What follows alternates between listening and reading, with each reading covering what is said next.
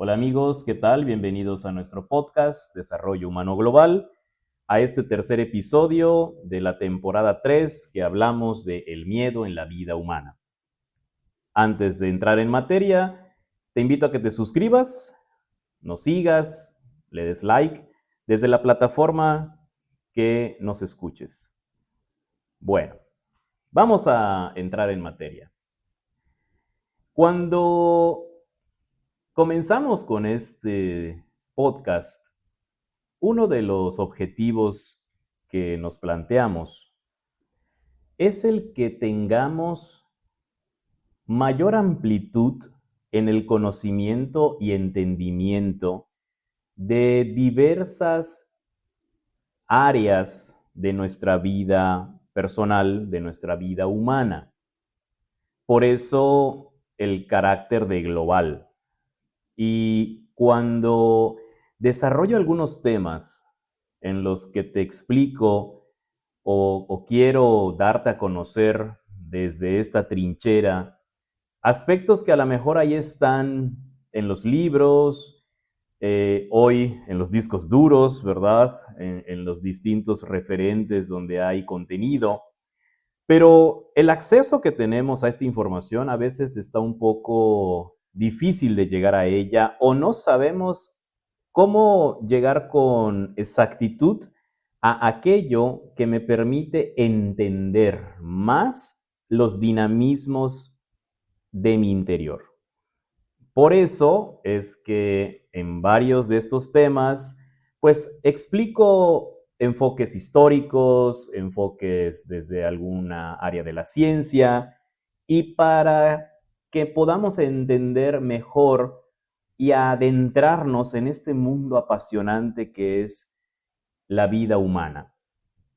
Bien, entonces comencemos con el miedo a la muerte y la finitud humana. A ver, díganme en palabras sencillas o respóndete desde ahí donde estás escuchando.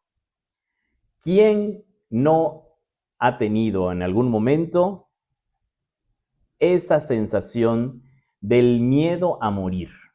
Del miedo a que un día mi vida se terminará, mi vida en este mundo, en esta tierra, ¿sí?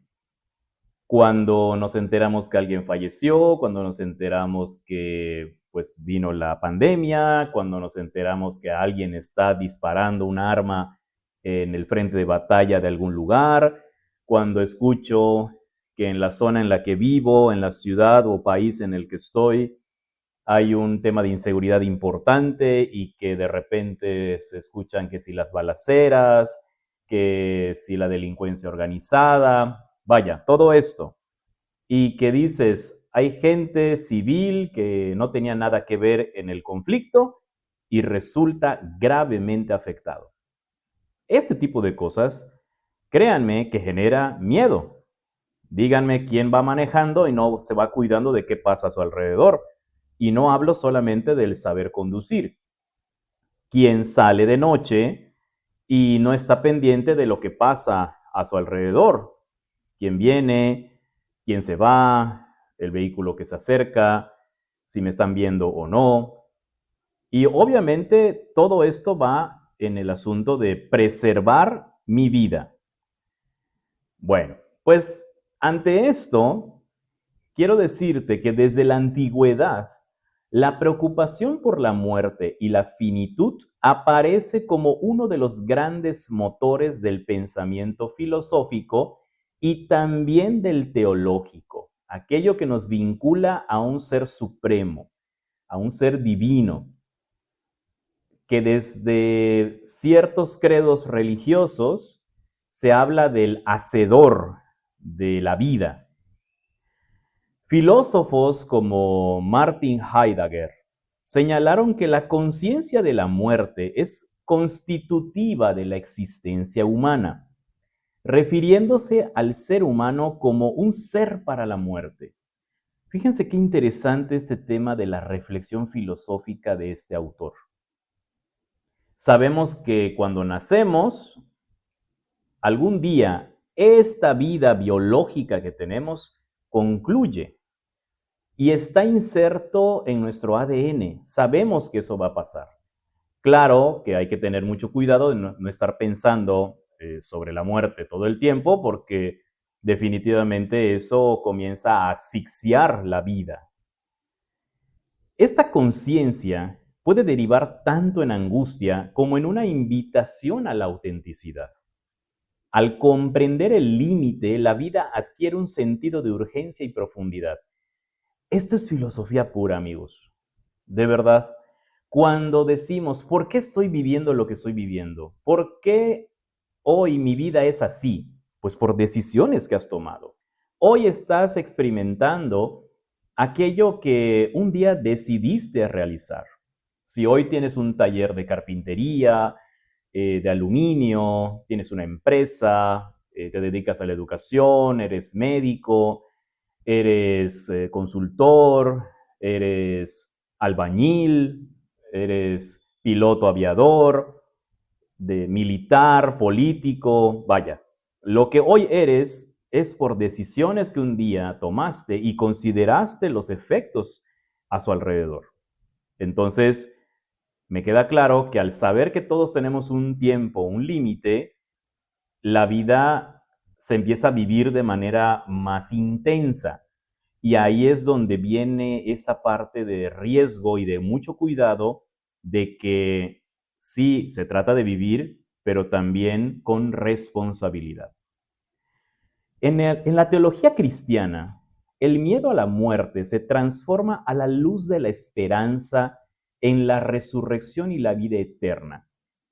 Quienes profesan la fe cristiana, quienes siguen a Cristo, a Jesús Cristo, tienen esta concepción de vamos a seguir viviendo en una situación distinta, pero hay vida después de la muerte terrena. San Pablo, por ejemplo, señala que si Cristo no resucitó, vana es entonces la fe. Esto perfectamente escrito en una carta dirigida a los Corintios. Aquí como dato histórico, Corinto era un puerto y sabemos que los puertos pues reciben de todo, gente de todo, productos de todo, desde distintos lugares de origen. Y obviamente desde la antigüedad o desde hace mucho tiempo, pues los puertos eran lugares de mucho intercambio en todos los sentidos. Y él expresa esto: si no hay vida después de la muerte, en vano en quien creemos falleció.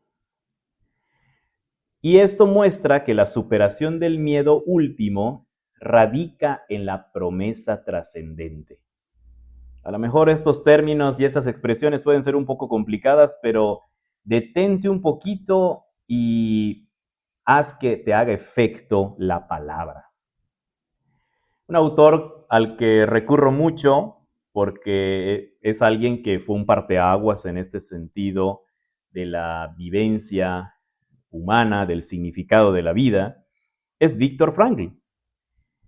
Y él, desde su perspectiva de la logoterapia, postula que el hombre, el ser humano, solo logra trascender el miedo a la muerte cuando encuentra un sentido que da valor a su existencia, más allá de la supervivencia.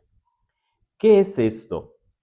Que lo que hoy haces tiene un motivo, tiene una razón de ser, tiene una inspiración en ti.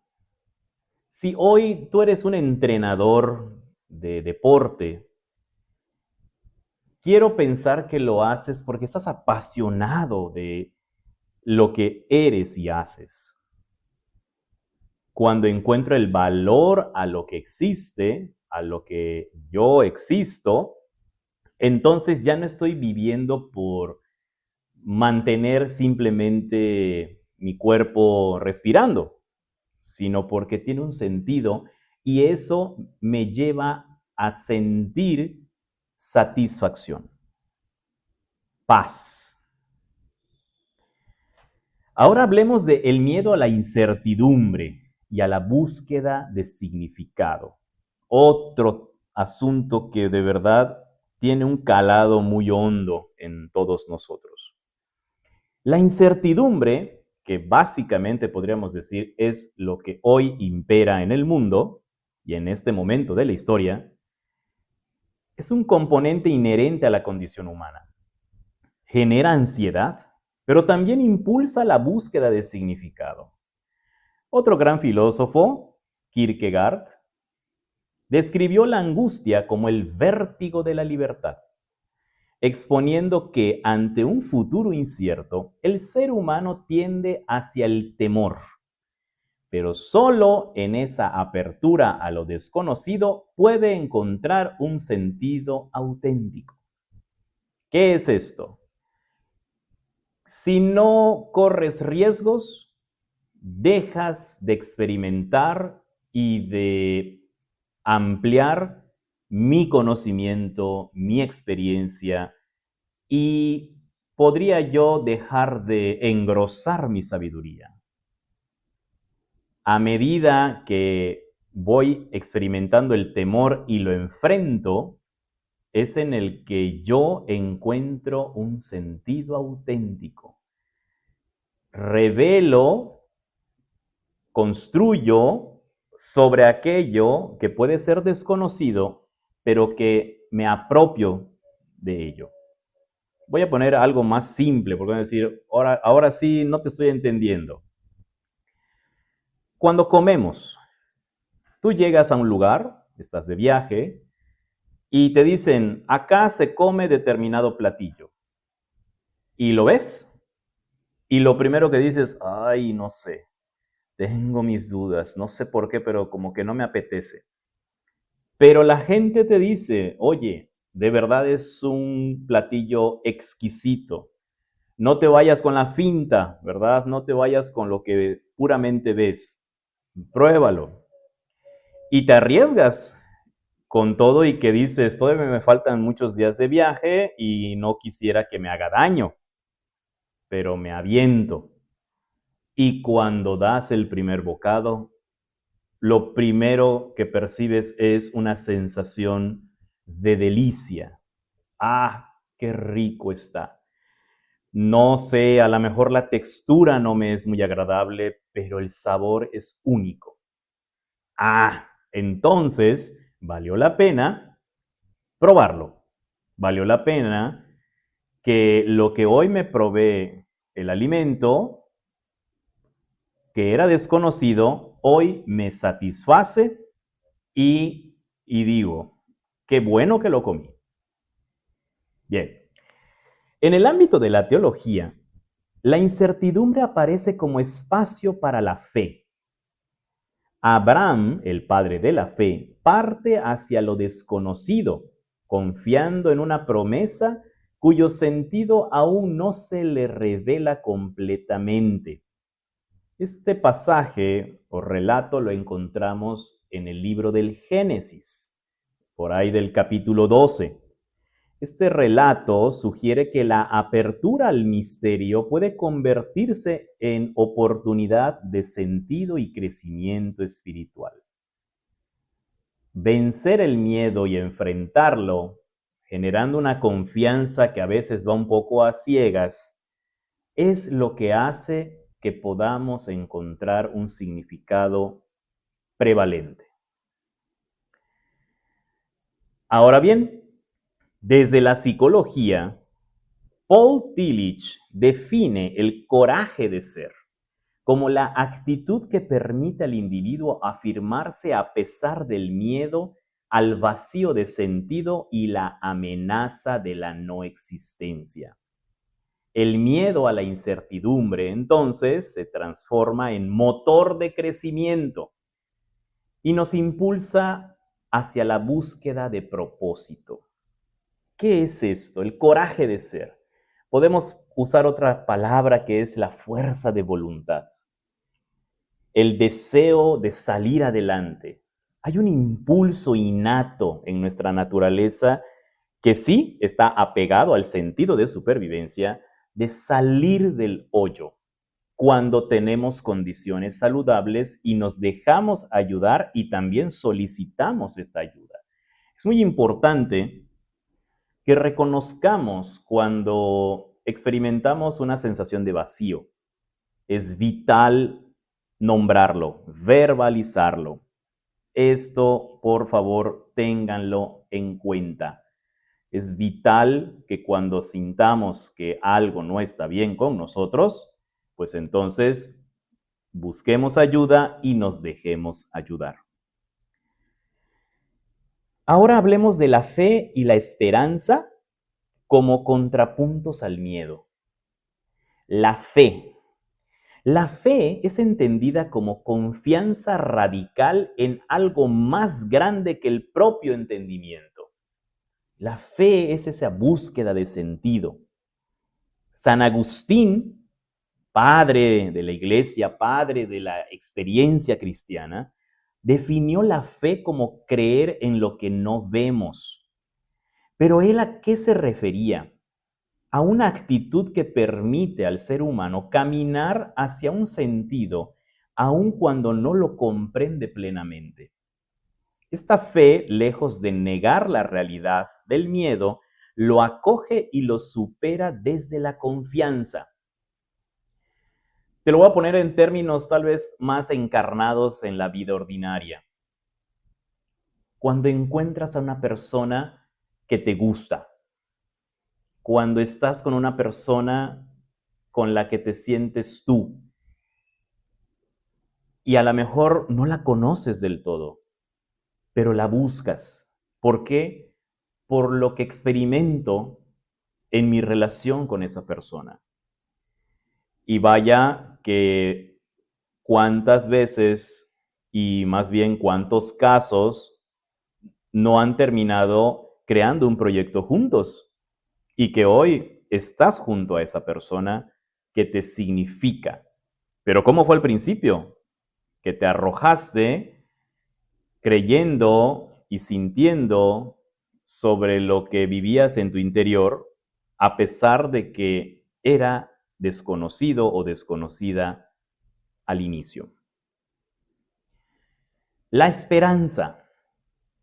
Ernst Bloch en su principio esperanza, describe la esperanza como la capacidad humana de proyectarse hacia futuros posibles, de anhelar y trabajar por una plenitud aún no realizada.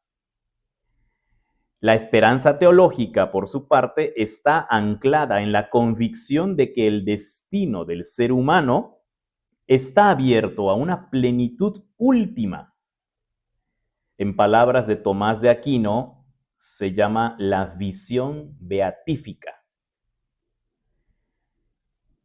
Si vuelves a escuchar esto que acabo de expresar de la esperanza, no olvides lo que digo acerca de que es una capacidad humana de proyectarse hacia el futuro, de seguir confiando que las cosas buenas se darán y serán para mí. Concluyendo, la superación del miedo. Esta superación del miedo, mediante esa fe y esperanza, se convierten en respuestas creativas a ese miedo existencial. La fe afirma el sentido a pesar de la oscuridad y la esperanza proyecta al ser humano hacia una trascendencia que da sentido a la finitud y a la incertidumbre misma. Amigos, sé que es un tema muy apasionante, sé que es un tema que también te puede causar un poco de confusión, que a lo mejor dices, ahora sí te la volaste porque me hablaste de términos un poco especiales, pero vale la pena. Yo te invito a que vuelvas a escuchar aquellos párrafos o aquellos enunciados que te fui diciendo, en los que a lo mejor dijiste, ay, a ver, ¿cómo está esto? Pero te dejo una sencilla tarea. ¿Cómo está tu esperanza? ¿Cómo enfrentas tu miedo? cómo has vencido tus miedos, desde los más básicos y sencillos hasta los más trascendentes. Te invito a que te suscribas, nos sigas y le des like y nos escuchamos en nuestro próximo episodio.